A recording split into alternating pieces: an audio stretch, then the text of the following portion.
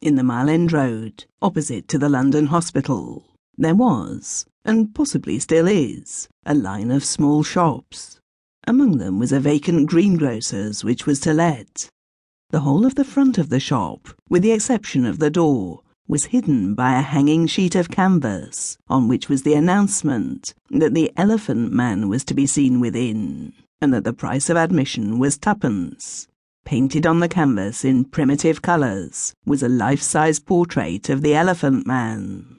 This was a very crude production, depicted a frightful creature that could only have been possible in a nightmare. It was the figure of a man with the characteristics of an elephant. The transfiguration was not far advanced. There was still more of the man than of the beast. This fact, that it was still human, was the most repellent attribute of the creature. There was nothing about it of the pitiableness of the misshapen or the deformed, nothing of the grotesqueness of the freak, but merely the loathsome insinuation of a man being changed into an animal.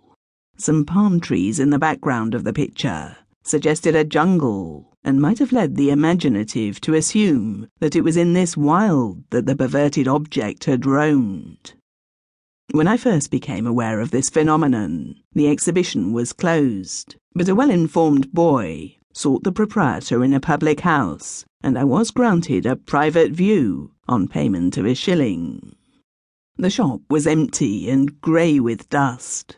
Some old tins and a few shriveled potatoes occupied a shelf, and some vague vegetable refuse the window. The light in the place was dim, being obscured by the painted placard outside.